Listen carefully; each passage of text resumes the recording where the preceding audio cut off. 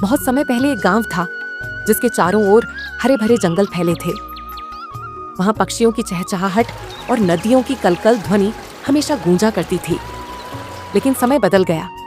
बारिश रुक गई थी, नदियां सूख गईं, तालाब मिट्टी से भर गए, झरनों से अब सिर्फ धूल उड़ती थी। जंगल के जानवर परेशान थे, खासकर 3 दोस्त, हाथी मोतीराम, भालू कालू और खरगोश टिकुली। भाई मोतीराम, आज फिर पीने को पानी नहीं मिला। मम्मी की तबीयत भी खराब है। अब बहुत हो गया, हमें कुछ करना होगा। हर साल पानी कम हो रहा है। पानी कोई चुरा रहा है, ये प्राकृतिक नहीं लग रहा। चलो पहाड़ियों के उस पार चलते हैं, शायद कोई रास्ता मिले। वे तीनों निकल पड़ते हैं पहाड़ियों की ओर। ऊपर चढ़ते हुए वे अजीब आवाजें सुनते हैं, जैसे कोई रो रहा हो, जैसे पत्तों में से कोई सांस ले रहा हो। ये कौन है? ये आवाज तो इंसानी नहीं है। एक चमकती रोशनी आसमान से गिरती है और एक परी जमीन पर आ गिरती है। उसके पंख मुरझाए हुए हैं। क्या ये वन है? मैं देर से पहुंची। तुम कौन हो? मैं रूहानी हूँ, जादुई जल की रक्षक। इस जंगल में पानी की रक्षा करने आई थी, लेकिन किसी ने मेरी शक्ति चुरा ली। किसने? एक काला साया, वो जंगल का सारा पानी खींचकर अपने अंदर छुपा रहा है। तीनों परी को अपने गांव लाते हैं। सभी जानवर उसकी पूजा करने लगते हैं।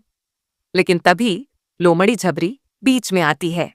ये सब नाटक है, परी नहीं है ये, मैं लीडर बनूंगी। जानवर भ्रमित हो जाते हैं। परी का विश्वास डगमगाने लगता है। तभी वह चुपचाप गायब हो जाती है। रात में खरगोश टिकुली सो नहीं पाता। वह परी को ढूंढने निकलता है। तभी वह देखता है एक बड़ी सी दरार जमीन में खुल रही है और उसमें से काली धुआं निकल रही है। मुझे पानी चाहिए, मैं अमर बनना चाहता हूँ। खरगोश टिकुली डर से भागता है, लेकिन अब उसे सच्चाई पता है।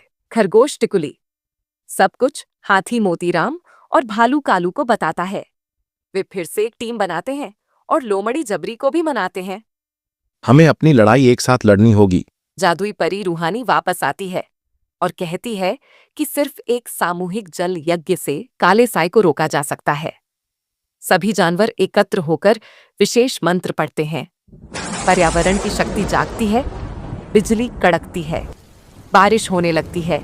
लेकिन काला साया अब इतना बड़ा हो चुका है कि वह पूरे जंगल को निगलने की कोशिश करता है। भालू कालू लड़ता है, हाथी मोतीराम उसे नदी की ओर धकेलता है और खरगोश टिकुली परी की शक्ति उसके अंदर भेजता है। काला साया चीखता है और अंत में पानी के झरने में डूब जाता है। अगली सुबह गांव के सारे तालाब भर चुके थे। झरने फिर से बहने लगे, नदियों में लहरें लौट आई थीं। जादुई परी रूहानी मुस्कुराकर कहती है, अब इस जंगल की रक्षा तुम सबको करनी होगी। मैं फिर आऊंगी जब ये धरती पुकारेगी। वो आकाश में उड़ जाती है और चमकती बूंदें बरसने लगती हैं।